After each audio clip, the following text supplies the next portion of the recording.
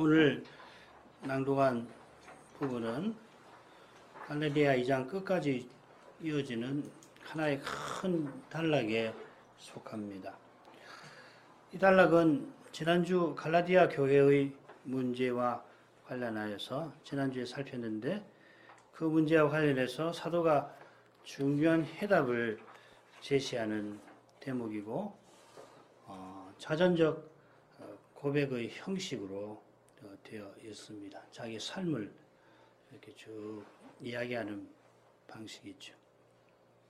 갈라디아 교회들이 지금 하나님을 떠나 다른 복음을 쫓아가려 합니다. 그 이유는 갈라디아 교회를 요란케 하는 이 선동자들이 거짓 교사들인데 다른 복음을 전하는 데 있습니다.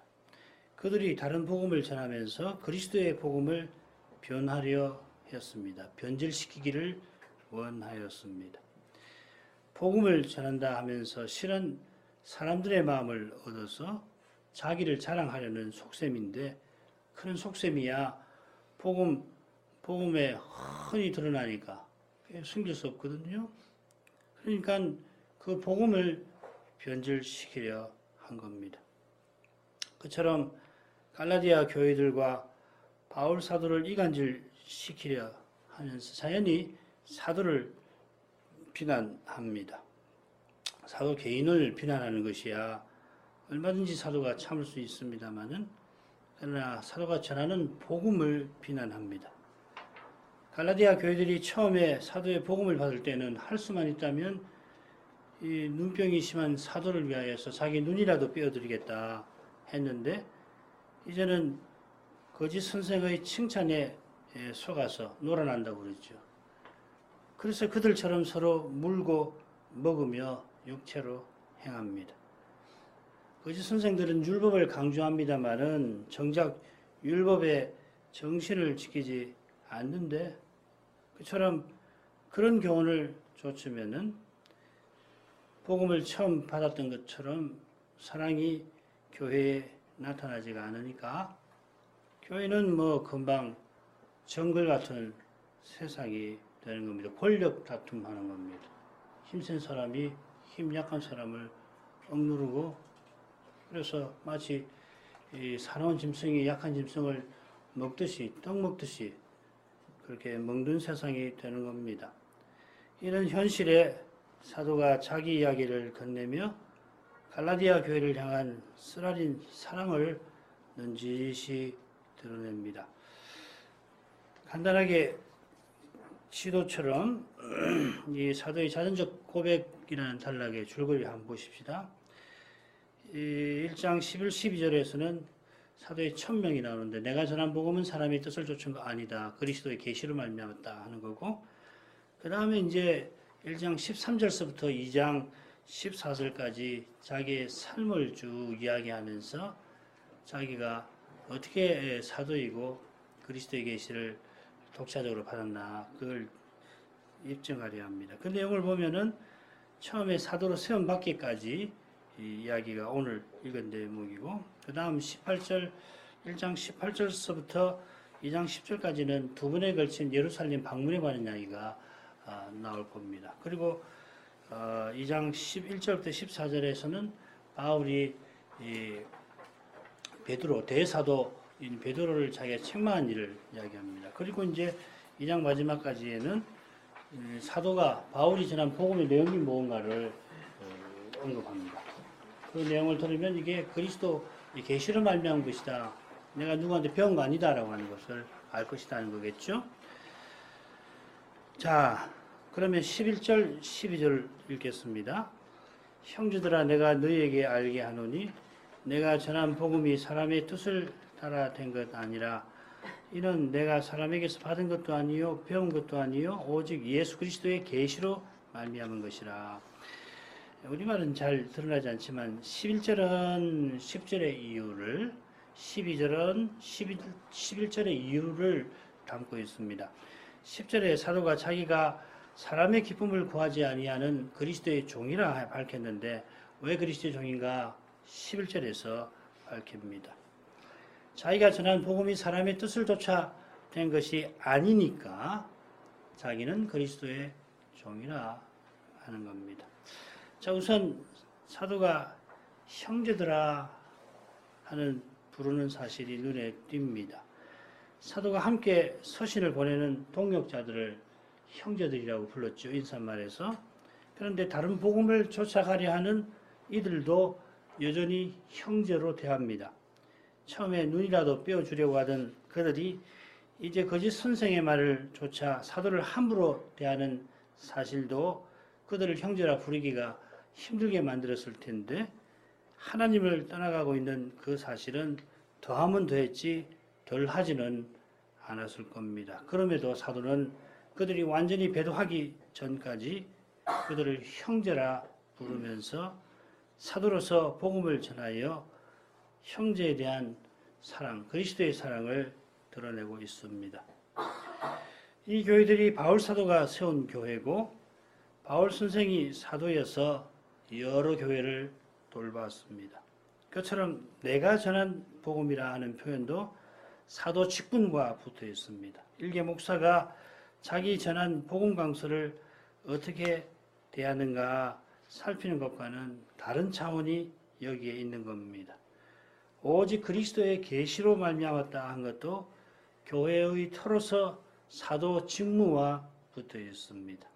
지금 갈라디아 교회들이 배도에 떨어지지 않도록 사도가 막는 동시에 사도로서 전한 복음을 확고하게 하여서 그 교회들이 그 위에 다시금 굳게 서게 하려 하는 겁니다. 이 복음이 변질된다면은 갈라디아 지역 교회의 지역의 교회들만 위태롭게 되고 마는 게 아니라 다른 교회들, 심지어 만대의 교회가 주님의 교회답게 서지 못합니다. 사도는 이런 독특한 소명을 받았습니다. 가령 루터나 칼빈의 교훈이 혹 변질된다고 해서 반드시 교회들이 그리스도의 몸답게 서지 못하게 되는 건 아닙니다. 반대로 루터의 교훈을 철저하게 따르겠다고 해서 토시 하나까지라도 따르려고 해서 루터파 교회들이 주님의 교회답게 서지 못한 역사는 있습니다. 역설이죠. 사람의 해석을 고수하느라 루터가 전한 복음을, 말씀을 붙들지 아니한 탓입니다. 그처럼 깨달은 말씀이라도 오늘 새롭게 깨닫는 교회가 위대한 종들의 교훈을 건설적으로, 창의적으로 이어갈 겁니다. 그 말씀이 교회를 세우고 교회의 생명력은 오직 말씀의 그 새로움에 있는 것입니다. 바로 이 내용이 나의 전한 복음이 사람의 뜻을 따라 된 것 아니라 하는 선언에 담겨 있을 겁니다. 이 선언은 인사말 처음에 자기의 사도 직분이 사람에게서 난 것도 사람으로 말미암은 것도 아니라 한 것과 붙어 있습니다. 바울의 사도 직분이 그리스도와 하나님으로 말미암은 것처럼 그가 전한 복음은 사람에게 난 것도 사람으로 말미암은 것도 아닙니다. 이는 거짓 선생들이 예루살렘에서 왔다면서 베드로를 비롯한 사도들에게 자기들이 직접 배운 그 사실을 자랑하는 것을 비판하는 표현일 것으로 짐작합니다. 복음은 이사야 선지자가 전한 대로 사람이 눈으로 보지 못하고 귀로도 듣지 못하고 마음으로도 생각지 못한 바입니다. 오직 하나님의 마음을 다 아시는 성신만이, 하나님의 신이신 그분만이 아시는 비밀이고 그분만이 깨닫게 하시고 전하게 하시는 진리입니다.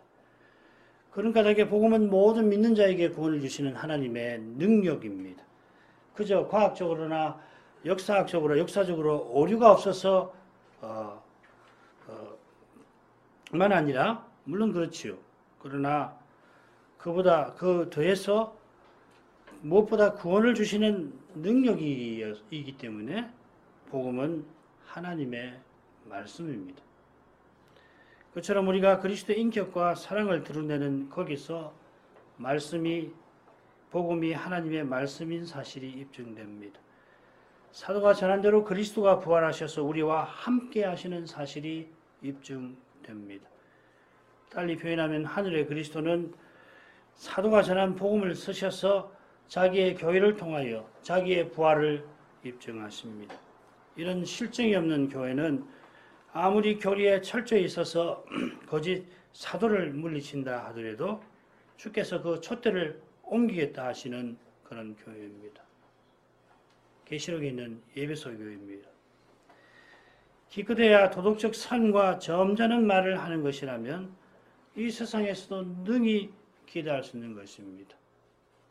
상식적인 판단과 합리적인 분별이라면은 예를 들면 교회 재정 쓸 때에 합리적인 분별, 상식적인 판단이 있어야겠지만 그것만이라면은 믿지 아니하는 사람도 얼마든지 내놓을 수 있습니다.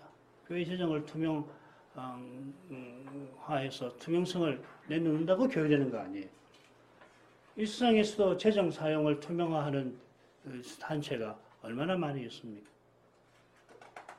물론 이런 것조차 교회에 보이지 아니하는 현실이 실로 낙담스럽긴 합니다만은 그럴지라도 교회는 오직 그리스도의 인격과 사랑을 드러냄으로써만 교회답게 존립한다는 사실은 변함없습니다. 도덕, 학문, 예술로 혹은 선의와 상식으로 그런 것으로는 교회가 결국은 좀 더 나은 이 세상의 일부로 있을 뿐입니다. 이 세상이 조금 나은 거예요. 사도는 갈라디아 교회의 문제를 해결하려고 자기가 전한 복음이 오직 예수 그리스도의 계시로 말미암았다 강조합니다. 이것은 그저 거짓 교사의 그릇된 주장을 반박하려는 것만 아니라 결국 그리스도가 성신과 말씀으로 자기 교회를 세우신다 고백하는 겁니다. 그릇된 주장을 반박한다고 저절로 갈라디아 교회들이 바른 복음으로 돌아서서 교회답게 서 나가는 것 아닙니다. 오직 그리스도께서 사도가 전한 대로 복음을 깨닫게 하셔서 친히 교회로 서 나가도록 하시는 겁니다. 신자가 날마다 회개하지 않고서는 교회가 죄의 권세를 이기지 못합니다. 죄의 권세에 지는 교회는 음부의 권세, 곧 죽음의 두려움을 견디지 못합니다. 아니 어려움이 있으면은 별 수 없잖아요. 사람으로 행하는 수밖에. 어려움을 피하려고 하니까 두려우니까 그냥 죽든 살든 주님의 손에 있다. 죽이시면 죽는 거지 별 수 있나? 그런 각오가 있어야 해요. 살든 죽든 주님의 손에 있으니까 살리시는 분도 주님이시고 거둬가시는 분도 주님이시니까 주님께 맡기고 나는 주님의 말씀대로 살 것이다. 가야 한다. 그래야 하는 거라고요. 그래야 하나님 말씀을 붙들고 갈 수 있지. 안 그러면 사람의 꾀와 힘 의지하는 건 일 아니에요. 주님만 의지하지 않고는 주님 아닌 다른 것을 의지하지 않을 수 없습니다. 인간은 원래부터 의존적 존재입니다. 그게 본질이에요. 창조되기를 의존하게 되어 있어요. 하나님을 의지하지 않으면 반드시 다른 걸 의지하게 되어 있다. 그게 우상숭배죠. 하나님 말씀대로 하면 좋긴 하지만은 그렇게 해서는 교회 안 된다는 말이 얼마나 많습니까? 얼마나 많이 들으셨습니까? 오직 주님, 그리스도, 듣기에 멋진 구호지. 그러나 실제로 교회 운영하려면은 사정은 다르다. 이런 생각이 얼마나 많습니까? 그러나 하나님은 이 돌들로도 아브라함의 자손 되게 하시리라 하던 요한 선지자의 선언대로 오직 주님만 우리 죄인들로 그리스도의 몸과 지체로 세우십니다. 죄인들이 교회로 서는 것하고 돌들이 언약 백성 되는 것하고 어느 것이 어렵습니까? 죄를 참으로 깨닫는 사람은 그 답이 무엇인지 이미 압니다. 그 답을 아는 사람은 둘을 비교할 엄두도 안 냅니다. 내지 못합니다. 둘 다 사람의 힘을 완전히 넘어서는 까닭입니다. 태초에 빛이 있으라 하신 그분이 그리스도의 얼굴에 있는 하나님의 영광을 아는 빛을 우리 마음에 비추셨습니다. 바로 여기에 우리가 흔히 쓰는 계시의 참된 뜻이 있습니다. 계시는 하나님이 자기를 우리에게 드러내시는 것, 하나님이 그 영광을 우리에게 깨닫게 하시는 것입니다. 그 영광을 참으로 본 사람은 그리스도를 닮지 않을 수 없고 하나님의 사랑을 깨닫고 감사하지 않을 수 없습니다. 바로 거기에서 우리의 예배는 수립됩니다. 거기서 갈라디아 교회의 문제도 풀어지는 까닭에 사도가 계시로 말미암은 그 사실을 강조하는 것입니다. 13절부터 17절 내가 이전에 유대교회에 있을 때 행한 일을 너희가 들었거니와 하나님의 교회를 심히 핍박하여 잔해하고 내가 내 동족 중 여러 영겁자보다 유대교를 지나치게 믿은 내 조상의 유전에 대하여 더욱 열심히 있었으나 그러나 내 어머니 태로부터 나를 택정하시고 은혜로 나를 부르시니가 그 아들을 이방에 전하기 위하여 그를 내 속에 나타내시기를 기뻐하실 때에 내가 곧 혈육과 의논하지 아니하고 또 나보다 먼저 사도된 자들을 만나려고 예루살렘으로 가지 아니하고 오직 아라비아로 갔다가 다시 다메섹으로 돌아가노라. 사도가 내 복음이 그리스도의 계시로 말미암았다 밝히려고 자기가 어떻게 사도가 되고 사도로서 봉사했는가 여기서 이야기를 합니다. 첫째로 바울 사도는 자기가 사도로 부르심 받기 전에 어떠했는가 하는 것을 들어서 자기는 누구보다 사도될 자격이 없는 사람이라고 고백합니다. 둘째로 자기가 사도로 세움받은 것이 택정함과 은혜로 부르심에 있음을 밝힙니다. 셋째로 자기가 계시로 나타내시기로 하는 말이 계시하시기 한단 말이죠. 계시로 이방인 사도로 보냄 받아서 먼저 사도된 사람을 만나려고 예루살렘에 가지 않았다 하는 것을 명백히 합니다. 바울 선생은 사도로 세움받기 전에 자기가 어떤 사람이었는지를 두 가지로 요약합니다. 첫째로 하나님의 교회를 핍박한 사람, 둘째로 조상의 유전에 더욱 열심 있는 사람입니다. 핍박 그리고 열심. 이 둘이 내가 유대교회에 있을 때 행한 일, 즉 유대교회에 있을 때 나의 삶을 요약합니다. 조상의 유전에 누구보다 열심히 있어서 누구보다 교회를 핍박했다 하는 말입니다. 빌립보서 3장 6절이 그것입니다. 열심으로는 교회를 핍박하고 율법의 의로는 흠이 없는 자로라. 열심으로는 교회를 핍박하고 조상의 유전에 열심히 있어서 교회를 핍박했다는 말입니다. 조상의 유전을 누구보다 철저히 지킨 까닭에 청년 바울은 이 조상의 유전 곧 율법을 무시하는 교회를 그냥 둘 수 없었습니다.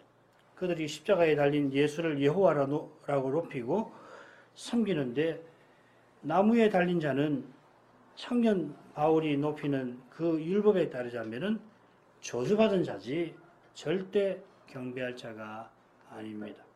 갈라디아서 3장에 그 주제가 나오죠. 당시 유대교인들이 이런 생각을 지녔는데 바울은 내 동족 중 여러 영갑자보다 지나치게 믿었습니다. 누구보다 유대교를 알고 실천하는 일에 앞섰습니다. 그 증거가 뭐냐면은 대제사장들도 마음은 있어도 감히 실천에 옮기지 못했을 만큼 교회를 철저히 핍박한 것입니다. 심지어 외국 성회가까지 가서 신자를 잡으려 했습니다. 자, 이런 사실을 본다면은 바울이 복음 전하는 일은 사람의 생각을 넘었습니다. 교회들이 바울의 회심과 전도를 듣고는 영광을 하나님께 돌렸던 것처럼 오직 하나님이 핍박자 바울을 사도로 삼으셨습니다. 바울이 예수님을 미워해서 그분의 교회를 없애려고 했는데 그런 그가 그리스도의 사도가 되어서 그분의 교회를 세워나간 이 일은 바울 자신도 생각지 못하던 일입니다. 사람이 생각지 못하던 일입니다. 이런 일은 유대교에서 율법 배우는 방식으로는 불가능합니다. 유대교처럼 무슨 전성을 이어받는 그런 방식으로는 바울이 그리스도의 사도가 될 수가 없습니다. 스데반이 헬라파 유대인들과 토론하던 때에 바울은 다 지켜보았습니다만은 그러나 스데반의 말을 도무지 받아들일 수 없었습니다. 스데반을 돌로 쳐 죽인 사람들처럼 미움과 분노가 이 바울 속에서 치밀어 올랐을 뿐입니다. 그때 바울은 성난무리에 그 옷을 맡아서 스데반 죽이는 일에 가담하였습니다. 나아가 스데반이 전하는 예수를 누구보다 대적하여서 대대적인 핍박을 주도했습니다. 핍박자 바울이 사도가 된 것은 오직 다메섹에서 예수를 만난 그리스도를 만난 까닭입니다. 그리스도께서 그에게 나타나셔서 그를 사도로 삼으셨습니다. 주님이 교회를 가장 핍박하던 바울을 쓰셔서 친히 내 교회를 세우리라는 약속을 이루신 것입니다. 교회가 서는 곳마다 신자가 은혜를 고백하는 곳마다 주님의 거룩한 능력만이 드러납니다. 바울같이 신비한 방식으로 주님을 뵙는 것은 아닐지라도 참된 고백은 오직 들음으로 말미암습니다. 말씀하시는 주님을 듣는 사람이 주의 이름을 참으로 부릅니다. 핍박자 바울이 사도 바울이 된 것은 오직 하나님의 일인데 하나님은 어머니의 태로부터 그를 택정하셨습니다. 이 택정하셨다는 표현은 무엇보다 하나님의 사랑을 가리킵니다. 우리의 구원이 하나님의 먼저 사랑하심에 있는데 하나님은 우리가 하나님의 그 사랑을 맛보고 그 사랑을 드러내는 방식으로 구원을 이 땅에서 이루어가게 하십니다. 하나님이 바울을 사도로 택정하셨듯이 우리 모두에게 여러 소명을 정해 주십니다. 마찬가지로 하나님이 우리를 구원에 이르도록 부르시면서도 여러 소명을 주십니다. 그 아울러서 어머니의 태로부터 택정하셨다 하는 이 표현은 구약 선지자들의 경우에서 보듯이 하나님이 바울을 보냄받은 자로 세우심을 뜻할 수도 있습니다. 예레미야나 이사야에 나오는 여호와의 종에 관한 말씀을 보면 이런 표현을 통해서 하나님이 자기 종을 보내실 자를 세우신다는 뜻을 나타내니까 바울이 보냄받은 자, 히브리 말로는 샬리아흐라고 부릅니다. 이 말하고 이 사도 아포스톨로스라는 말하고 같습니다. 보냄받은 자라는 말입니다. 이렇게 좋은 뜻으로 볼지라도 첫 번째 뜻과 무관하지 않습니다. 택정하신 하나님이 바울을 은혜로 부르셨습니다. 비슷한 표현이 지난 시간에 1장 6절에서 우리가 보았습니다만 내용은 사뭇 다른 점이 있죠.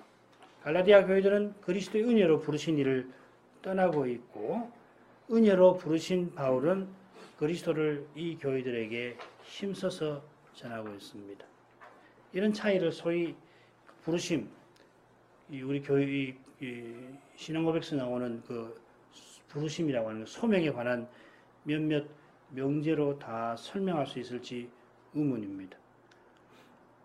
오히려 죄의 심각함과 은혜의 거룩함이 이런 차이에서 더욱 드러납니다. 그러니까 기계적으로 적용할 수 없죠. 구원이라고 하는 거 기계적으로 내가 예수 믿으니까 구원받는다 그렇게 쉽게 말 못하는 거예요. 은혜의 거룩함은 사도가 어느 사도보다 많이 봉사한 것만 아니라 핍박자가 사도가 되어 봉사하게 하신 것에도 드러납니다. 그처럼 이런 은혜로 부르셨어도 부르신 하나님을 떠나려는 마음을 품게 만들 만큼 우리의 죄는 여전히 심각합니다. 늘 회개하는 사람만이 은혜의 거룩함을 맛봅니다. 이제 예수 믿었으니까 다 됐다. 천국 가는 티켓 확보했다. 이건 너무 겸손한 말이에요. 죄를 몰라도 너무도 모르는 이야기예요. 은혜로 부르셨다는 표현은 바울 선생이 다메섹 가는 길에서 부활하신 예수님 만난 그 사건을 가리킬 겁니다. 서신에서 자주 은혜와 사도직을 붙여서 언급합니다. 말씀드린 대로 하나님의 부르심은 구원의 은혜를 베푸시는 건데 아울러 직분과 소명도 주십니다. 고린도전서 7장 24절 보십시다. 형제들아 각각 부르심을 받은 그대로 하나님과 함께 거하라. 조금 번역을 고쳐볼게요. 형제들아 각 사람은 자기가 부르심 받았을 때, 은혜로 부르심 받았을 때, 구원으로 부르심 받았을 때에 있던 그 상태에 바로 거기에서 하나님과 함께 거하라. 하나님이 구원하시려고 부르실 그때에 하나님이 두신 그 상태, 그게 관계도 되고 일도 되고 형편도 되는데 그게 소명들이거든요. 그 상태에서 하나님과 함께 가는 방식으로 구원을 맛보고 이루는 것입니다. 그때 종이었다면은 물론 종 상태에서 벗어날 길이 있으면은 기꺼이 벗어나서 자유인으로 살 것이지만 종으로 있더라도 그 상태에서 하나님과 함께 지내라 하는 겁니다. 종의 상태에 있을지라도 그리스도의 안에서 자유자로서 그리스도가 주신 그 소명을 이 종의 일을 하는 그 일을 통해서 이룰 수 있다 하시는 겁니다. 하나님이 두신 거기서 그리스도의 인격과 사랑을 드러내는 것이 부르심에 합당하게 행하는 거고 부르신 목적, 곧 거룩하게 사는 것입니다. 그리스도를 드러내는 그것이 곧 거룩한 삶입니다. 하나님이 사도로 부르신 일만큼 우리에게 여러 소명 주신 일도 중요한 겁니다. 루터가 강조했듯이 성직이 따로 있지 않습니다. 말씀 전하는 직분 장로만 거룩한 직분이고 나머지는 거룩하지 않은 아닙니다. 다 거룩합니다. 믿음으로 행하면. 일상적인 소명들에서 그리스도의 인격과 사랑을 드러내면 거룩한 직분을 행하는 겁니다. 그리스도가 단연 거룩하신 분입니다. 그리스도를 떠나서 거룩한 거 없습니다. 성직이라고 말하는 말씀 직분도 그리스도를 전하니까 거룩한 거고, 그러나 일상의 생활에서도 그리스도를 드러내면 거룩한 거예요. 거룩한 삶을 사는 겁니다. 물론 주님이 다메섹에서 바울에게 나타나신 일은 특별한 면이 있을 겁니다. 그 특별함은 사도로 세우심에 있고 나타내신 계시를 전하게 하심에 있습니다. 아무나 사도로 세움받고 계시받아 전하는 거 아닙니다. 아무나 했습니다만 신은 아무도 스스로는 사도되어 계시를 받아 전하지 못합니다. 주님이 바울에게 나타나셨고 세우셨고 보내셨습니다. 그 점을 사도가 강조합니다. 사도로서 자기의 특별함이 자기에게 있다는 게 아니라 사람에게 있다는 것이 아니라 주님에게 있다는 겁니다. 그는 보내신 주님의 명령을 받들었고 세우신 주님의 권위를 지켰고 나타내신 대로 주님을 전했습니다. 그런 까닭에 자기가 주님에게 받아 전한 그 복음 외에 다른 것을 갈라디아 교회에 용인할 수 없었던 겁니다. 거짓 선생은 말할 것도 없이 하늘에서 온 천사라도 심지어 전에 전한 자기라도 지금 다른 복음 전하면 저주를 받을지어다 합니다. 전한 자기도 아무것도 아닙니다. 오직 주님이 전부이십니다.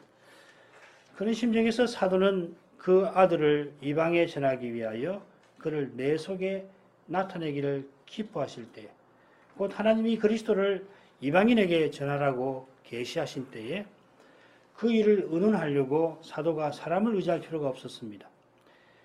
다메섹에서 부활하신 주님이 바울에게 자기를 친히 나타내신 것처럼 하나님이 그리스도를 이방에 전하라고 자기에게 친히 계시하신 까닭에 그 계시의 내용을 다른 선지자, 사도의 도움을 받아서 확인할 필요가 없었던 것입니다.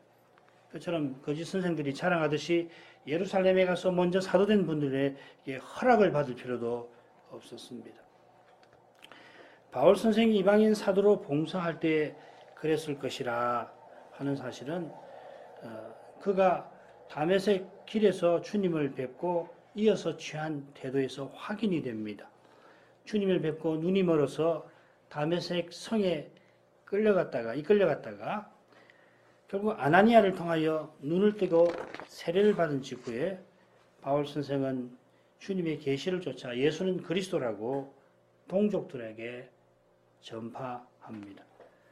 마찬가지로 다메섹에서 유대인들의 위협을 피하여 예루살렘에 가서 거기서도 동족들에게 그리스도를 전하였습니다.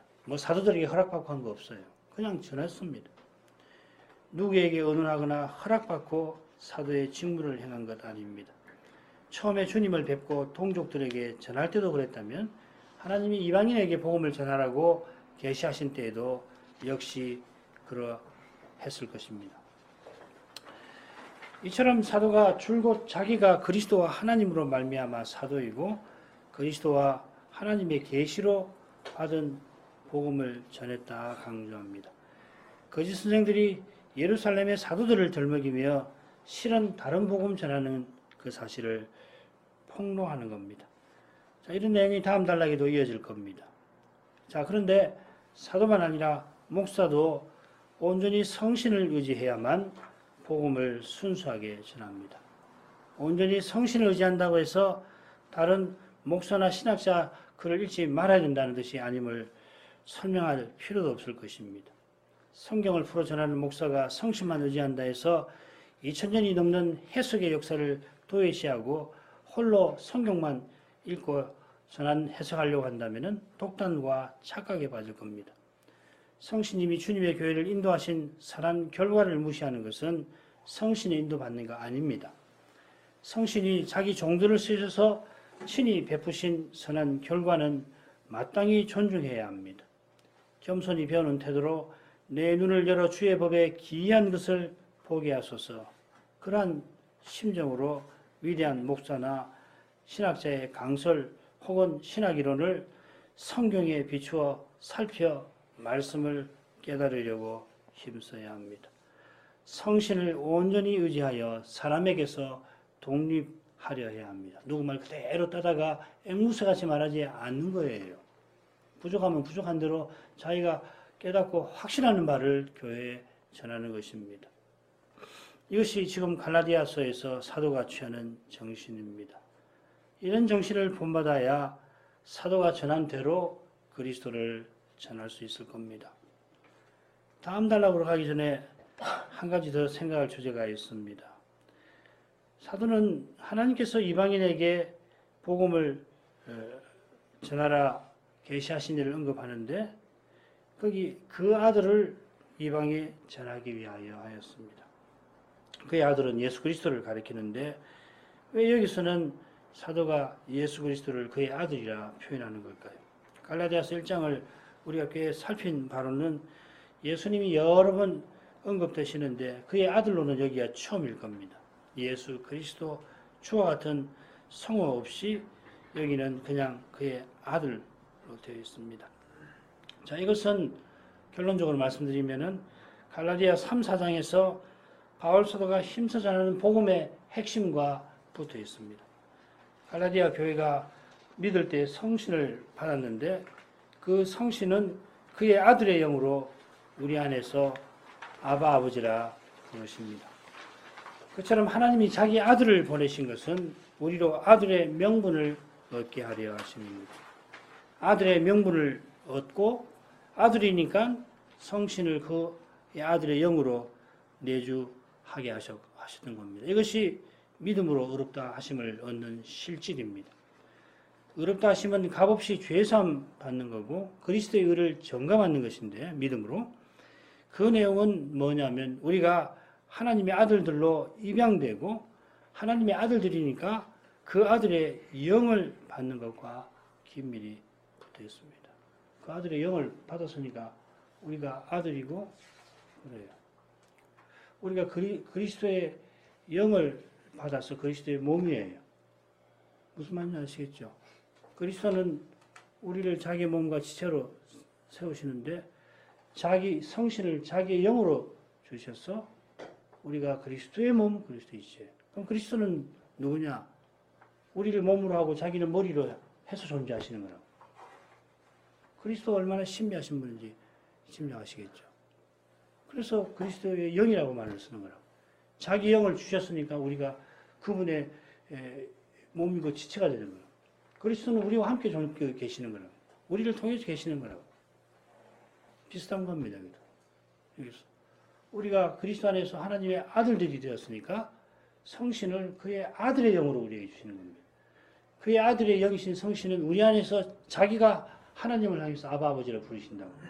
그래서 우리가 하나님께 아바 아버지라 부르실 수 있는 거라고. 갈라디아서 4장 6절에서는 그 아들의 영이 우리 안에서 하나님을 아바 아버지라고 부른다고 되어 있어요. 성신이 부른다고 되어 있다고. 로마서 8장에서는 그래서 우리가 하나님을 아바 아버지라고 부르는 거라고. 성신과 우리의 관계라는 게 얼마나 신비한지 아시겠죠. 이런 것이 믿음으로 의롭다 하심을 받는 그 실질입니다. 칼빈 선생은 의롭다 하심을 양자 삼으시는 일, 양자 되는 법적 자격이라고 교훈하곤 했습니다. 이런 일은 하나님의 아들을 믿는 믿음으로 되고 그의 아들을 믿는 자는 그리스도가 그 안에 사시는 사람입니다. 요컨대 우리가 그리스도처럼 하나님을 사랑하고 섬기는 거기에 은혜의 심히 은혜로움이 있습니다. 성신이 그의 아들의 영으로 우리 안에서 아바 아버지라고 부르짖으시는 까닭에 우리도 그리스도처럼 내 뜻대로 마옵시고 아버지의 뜻대로 하옵소서 기도합니다. 그런 심정이 마땅히 구할 바를 알지 못하는 이 연약한 우리 안에 생긴다니 얼마나 놀라운 일입니까? 그 심정이 내 안에서 일어납니다만은 그 사실이 내게도 실은 놀라운 것입니다. 내가 사람으로 행치 아니하고 그리스도로 행하려 하는 그 심정이 일어나는 이것이 실로 놀라운 일입니다. 신자만이 맛보는 것입니다. 물론 쉽지 않지요. 그러나 사람으로 행하지 않아야지. 그리스도로 행해야지. 이 심정이 있다는 것 자체가 내가 마음먹어서 되는 거 아니에요. 정말 뭔가를 하지 않으면 안 되겠는데 가만히 있으면 망할 것 같은데 그러나 잠잠히 주님만을 바라는 것은 사람에게서는 나오지 아니하는 겁니다. 그런 심정과 태도를 불러일으키시는 그분, 이 선한 일을 시작하신 그분이 그리스도 예수의 날까지 틀림없이 다 이루실 것입니다. 기도하겠습니다. 거룩하신 아버지, 사도가 전한 복음을 받아 그리스도를 믿게 하셔서 감사합니다. 그리스도를 믿는 사람은 하나님의 아들이 그의 안에 사십니다. 성신이 그의 아들의 영으로 우리 안에 계셔서 놀랍게도 아바 아버지라 부르짖으십니다. 그런 까닭에 우리 안에 그리스도와 같이 하나님의 뜻이 이루어지이다 하는 간구가 일어나게 됩니다. 그리스도처럼 순종하려는 심정이 생기게 하십니다. 비록 말씀에 온전히 순종하지 못하고 사람의 뜻을 이루려는 육신적인 생각이 늘 일어납니다마는 이렇게 연약한 인생이 복음의 빛을 받아 그리스도의 형상을 조금씩 닮아가게 하십니다. 이 선한 일을 하나님이 시작하셨으니 장차 저희를 그리스도와 같아지게 하실 것입니다. 하나님이 늘 우리에게 소망이 되십니다. 주를 바라는 자는 결코 낙심치 않겠습니다. 가장 낙심되는 현실에서도 참 소망이 그의 마음에 사라지지 아니하게 하시고 오히려 또 그 소망이 순전하게 비치게 하시겠습니다. 예수님의 이름으로 기도합니다. 아멘.